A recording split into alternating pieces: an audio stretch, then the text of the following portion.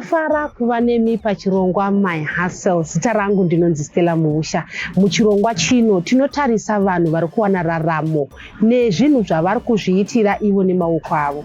Tinoziva isusu kuti tichikura kana kuti even iye zvino nevana vedu unenge uchiti kumwana enda kuchikoro kuti uzowana kudzidza uite basa rakanaka. Kazhinji kacho mamwe emabasa anozopedzisira munhu akuita haazi mabasa ekuti tinotoziva kuti kuna dhokta, kuna ticha, kune musoja, kune mupurisa. Nhasi uno pachirongwa My Hustle tina baba zivanai kapasura. Baba tauya kuno isusu inini hustle renyu nderekuita sei? Ndogadzira maflower pots kubudikidza nekutsvaga raramo tikwanise kuraramisawo mhuri. Munongogadzira maflower pots chete here kuti pane zvimwe futi zvamunogadzira pamunenge muchigadzira maflower pots aya? Gadzira ma-air vents nema-window sills. Toda kukutora imi pamamuri kuchikoro zvichida pamwe kupuraimari chaiko kwati vhiri maakusekondari paya patainyoreswa composition iya inonzi when I grow up I want to be. Imi manyora kuti I want to be chii? Sometimes I want to be a driver. Maiti moda kuita driver weambulance here, wematraki here, ndidriver weyu? For that time tanga tisina choice taingoti driver chero ndangodriver. Alright, tiri kuona iye zvino izvi hamunzi driver. Hazvina kubuda kuti muve driver. Makatanga sei zvekugadzira zvemaflower pots izvi? Makadzidziswa nani? Zvakauya sei kwamuri kuti handina hangu kuita driver asi ndokwanisa kuwana raramo ndakuita zvakadai izvi? Zvakatanga nekubudikidza nezvandakaona kumashure ndichiri kuchikoro tichiitawo woodwork tichinzi kana mazopedza chikoro mugona kuita mabasa emaoko, asi nekuda kwekuti vazotifambei munyika unozosangana nezvinhu zvakasiyana siyana. Saka ndine my brother akazosangana nomumwe aigadzira maflower pots aya, uye wangotaurawo naye wachiti izvo handinomupa nhari kwachangosvika ake kubva kumusha uko anogona nguva achidzidza basa ripi, basa irori kana achinge achirifarira. Saka hatina kunge tanhingirikira, handina kunge ndazviramba kukwanisa kuenda kwaari munhu akandidzidzisawo zvenguva yakati rebei tikatomboshanda.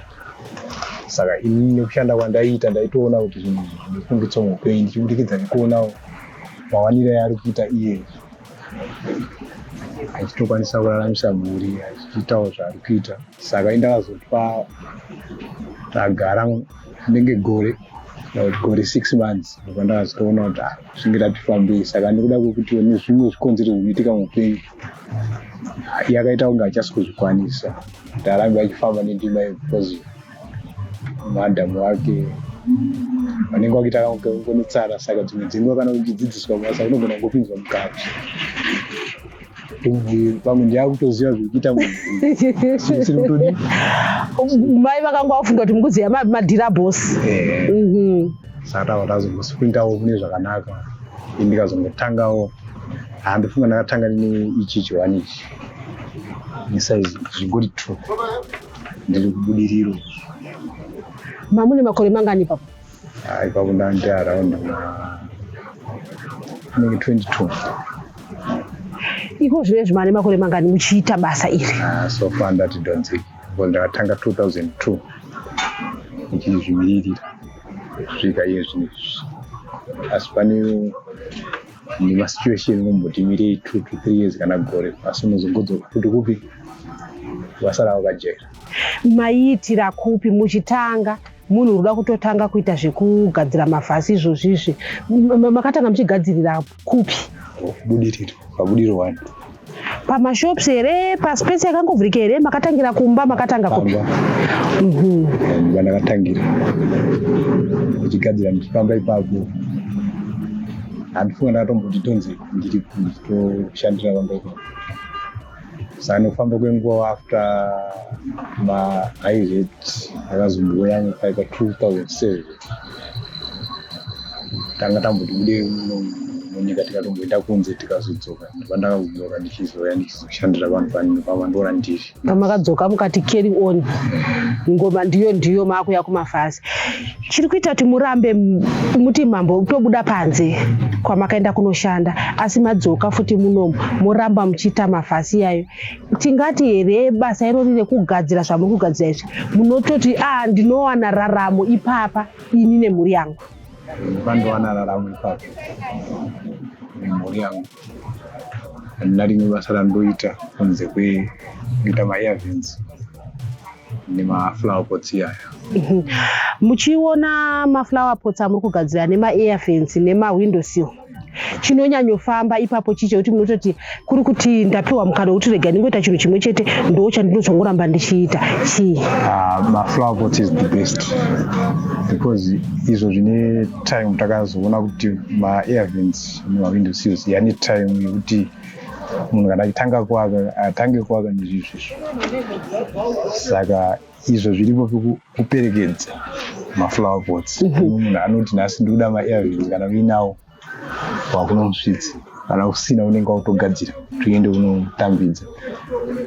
Asi maflower pots aya munongogara minayo kuti munhu anokwanisa kutongosvika ototanga kutonongedzera kuti ndikuda iro neriro neriro neriro neriro. But apo neapo kazhinji notowana maketi yedu mukati mekutendera tichifamba munhu watotoona maketi yekuti munhu anenge akudza ndoda rakadai kana uripo panapa kazhinji dzimwe nguva unogona kutomboshaya dzimwe nguva unowanawo hwani atongosvika vachingobvunza achidarika nemusi unozota ungu angozvisvikira anogona kutongo kuti ndikudawo iyi zvinenge zvichitokusapuraiza because unototi zvanzi kuitika pano asi kazhinji kana wapinda mukati unenge uchitaura nevanhu tozwisisana navo vamwe vachitokuti ndituigirewo chakadai ndozvisvika zvichitofamba. Zvichireva here imimi kuti munototi mukaona panenge pakaiswa maruva ndo pamunozoti ava ndo makastoma angu chaiwo nekuti umwe musi vanozodawo kuti vaise muflower pot? Dzimwe dzenguva vanhu vakada tombosangana navo asi ukataura navo vanogona kuti aiyo zvine vasandane mari. Saka unenge wangoenderera mberi uchiita zvakuchiita zoti umwe anozotokuyeuka neimwe remazuva atombotaura newe kana wamupawo phone number anogona kuzotokufonera ita maflower pots emuchinawo here ndakudi ndakumada ndakuda yakadai neyakadai. Panguva itotomboshandisawo maphotos ekuti pamwe anenge achidawo mamwe ane ndisina panguva yacho kutogona kwandine madiki aya. Saka kana ndine maphotos ndogona kutomba kuti aya ndine masaizi amuzama kureva kuti muda mahombe yakadai. Saka izochuza from my pictures so vazoda what kind of zvinhu zvazvinenge zvandifambira ndichazobata. Mukugara kuti muri kufamba tinoona kuti kana uine chinhu chauri kugadzira unotanga kufunga kuti vanhu vandiri kugadzirira unenge utori nawo musoro kuti vanhu vandiri kugadzirira vanhu vakadai so ava semuenzaniso. Kana uri kutengesa simendi kazhinji unowanzoona nzvimbo dziri kuvakwa dzaidziya unosvikoisa chidumba chako uya nesimendi. Imimi vamunonyatsotarisa kuti mungati kana ndikada kuenda panzvimbo yakadai soka ava ndo vanhu vemaflower pots ndevapi? Ipapo ndinoti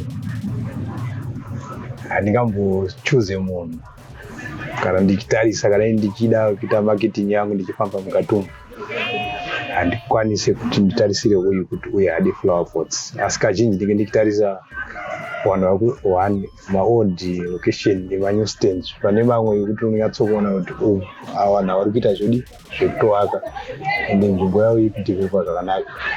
Tikaona zvinhu zvinotengesa vanhu pane kumwe unototi ndikaenda kunzvimbo iyi zvinhu zvangu zvinonyatsofamba ndikaendawo uku zvinofamba asi hazvizonyanyofamba senzvimbo iyi. Imimi muine maflower pots kudai mungati here pane dzimwe nzvimbo dzekuti munosoti uku ndikaenda kwauku ndinowana masales akati kwirire? Senzvimbo zhinji dzandinotenderera dzakaita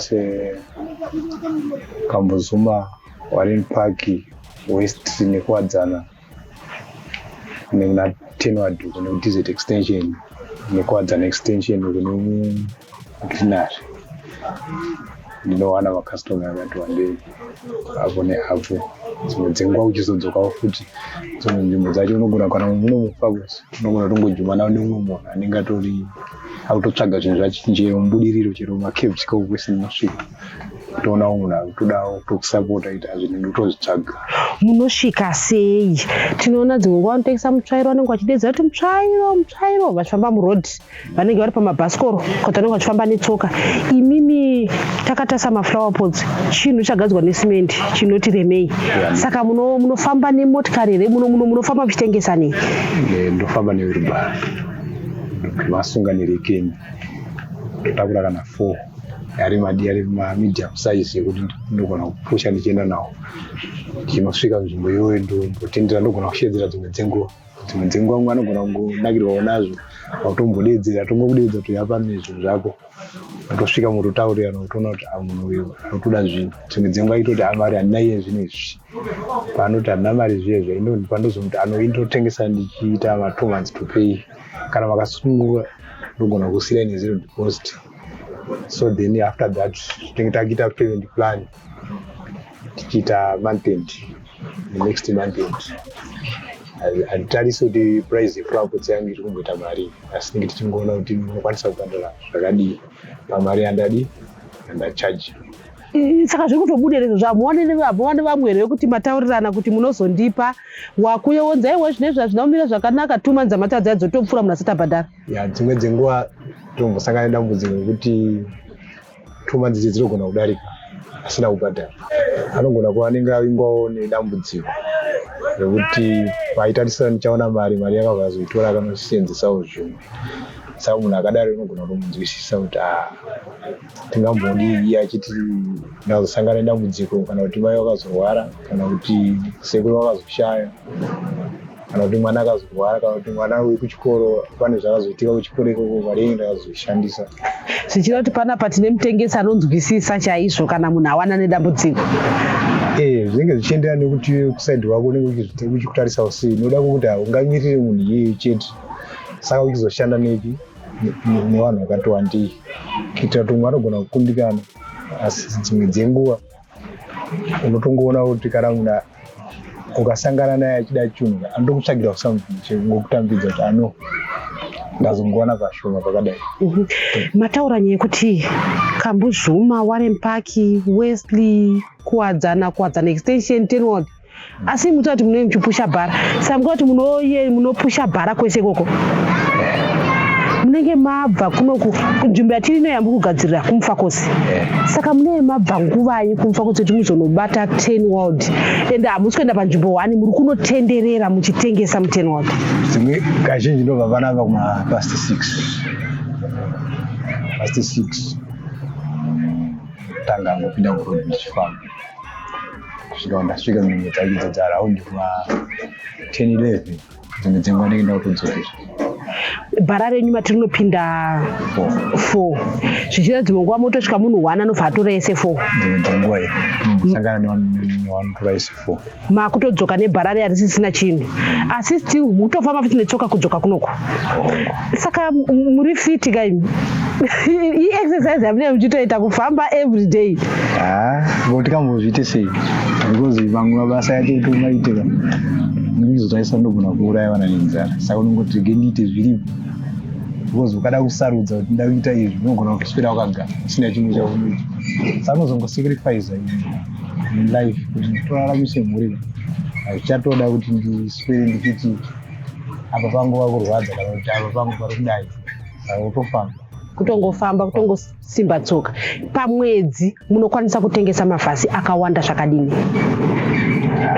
Ukaona wasvika zvoti around 20 to 25 kana wazosvika kuma30 vamwe unenge uchiwapa yakati 2, 3, 2 kana kuti 1 zvichingodaro. Pane nguva here yamunokwanisa kutaura kuti nguva yakadai so unonyatsoona kuti aiwa zviri kufamba masales ari kukwira koyo nguva yekuti unoti iye zvino zvikuri dry? Ndizvo because tinotarisa kana tichitanga gore vanhu vanenge vakambotomerwei January because vanhu vazhinji vanenge vasina mari. Asi hatisiye basa noda kuti vanhu vakaomerwa tinoramba tiripo. Tine vamwe vatinosangana navo vanenge vachizodawo vachidawo maflower pots iwawo vanenge vachitokuyambutsa panguva ipi iyoyo. Tikazoti fambei kumberi kuti unopinda toward December takupinda mumaholidays vazhinji vanenge vakuvavarira kuti Christmas mumba pangu pange pakanaka vangopashongedza. Saka vazhinji vanototanga from August up to December. Unogona kumboitawo pressure yekuti chero imi mukatoti kuda rakadai ndogona kutadza kuvanhu.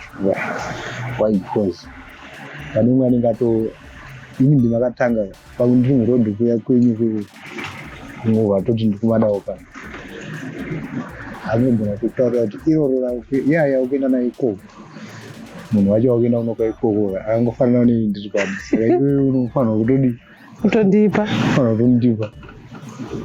unozotoona kuti hakwese kutengesa nokuti zviri kumberi hausi kuchiziva vamwe unosvika wanzi amwe hapo iwe ndivatoruza kastoma yawamboona kupi kumashure. Saka kana uchitotengesa unofanira kutarisa zvese kumberi kumashure iwe unofanira kuva uri mediator kuti zvinhu zvako zvibalance. Because ukangoramba wakangotarisa kuti ndakuenda kurugare ikouya wasvika chibva vaiva vakatoenda kumusha nezuro kana kuti vakaenda kuhipfos apachisina uchakwanisa kunegoshita naye kuti ukwanise kusiya chinhu ichocho, asi kumashure kwatosiya munhu anga achida. Asiwo munozongozadzikisa ichocho kuti kwama muchida kuendesa kuya zvatorwa mozoendesa. Tinotoshingirira kuti tisvike nzvimbo iyoyo yatanga takapromiswa. Chititsanangurirei kuti munogadzira sei, munoshandise chii? Tinoziva kuti kana ngatiti ini ndinoda kuita zvekusona unenge watozondofanira kunge ndine machira nemushini wacho netsono dzacho zvinodiwa. Imimi pakuita basa iri mungangotitsanangura kuti chii nechii chinodiwa? Ndokuti chisvike pekumira totanga neicho chiforoma ichi. Kana iri foroma yamakatarisa kudai ndozotora newspaper ndorepa ichi. Kana ndarepa ndozokanya simendi yangu nepitisenti ndochiisa kunze ndozochiita kuti nyatsosheveka zvakanaka ndichishandisa iron foot trash. Saka kana zvadaro tikapera kudaro nombochisiya just a day mangwana kusendo chidira mvura chooma. Kana around 1-2 ikoko nogona kuchibuditsa according nesize chawagadzira. Kana chakatokurisa chinogona kutoputsika because chinenge chisati chamachuwa, asi kana chiri chidiki chinogona kubuda following day. Ndiyo magadziriro andaita ndoshandisa simendi nepitisenti nemanewspaper neforoma yamufoni. Basa ramuri kuita iri basa rekuti mungatokurudzira kana mwana wenyu kuti mwana wangu ngaaite basa iri, kana kutokurudzirawo vamwe kuti honai inini handazoita hangu kuita driver wandada kuita, asi zvindiri kuwana cheuviri mukubva mukugadzira maflower pots. Basa iri chandakaona muupenyu ndinoda munhu akashinga kundispa umwe munhu kuti uya tiite basa iri handiti achibudikidza nekuona mararamiro anendichiita. Mumwe anogona kutadza kuzvinzwisisa, asi ndikawana maketi toziva kuti vanhu vanenge vachiona kuti maketi munhu ari kumaketa zvinenge zviri kufamba. Vamwe vanhu ndipo vanoda kuzoswedera pandikatichita yedu yekuti tega tizviitire maketi tega tichifamba tichitendera tichitsvaga makastoma vanoona kunge zvakatoomei, asi kwandiri inini hazvichakwanisi kubva. Ndo panoda kutoenda ipapo kuti saka imi munomaketa sei basa renyu. Tanzwa muri kuti munofamba, pamune muchifamba dzimwe vanhu vanokuonai vokushedzai, kana kuti munotodedzera kuitira kuti munhu ari kushaina mumba make anokwanisa kunzwa kuti kunze uko kuna ari kutengesa maflower pots. Ko ndeapi futi dzimwe mhando dzamunoshandisa imimi pakuzvishambadza kuti pamwe izvozvizvi munhu asiri kukunzwai asi ari kubhorodhe uko ari kutotsvaga kuti maflower pots ndo awana kupi? Paapu nomboenda apo neapo. Munomaketa sei? Mune Facebook account here, munoisawo maadverts here, munoita sei? Handina maadvert handina, asi patakamboti tange kumashure uko ndichiri kushanda nemunhu akatidzidzisa taitomboenda unoisa kuherald kumiscellaneous, vamwe vaitombotifonerawo tichidaro. Nhasi uno mawana mukana paDestiny TV tine vazhinji vanenge vachiona chirongwa chino ichi. Kune munhu ari kutoona ari kuti ini ndikudawo maflower pots, achaona kunaka kwaakaita. Vanokubatai sei? Inhamba dzipi dzavanokwanisa kushandisa kuti vakubatei kuti vari kudawo maflower pots kubva kwamuri? Vanoshandisa dzinoti 0774 073 685 kana kuti dzenetone 0712 065 538. Ini ndoitwa Kapasuras Wanai. Asiwo yangu ndogadzira maflower pots nema airvents.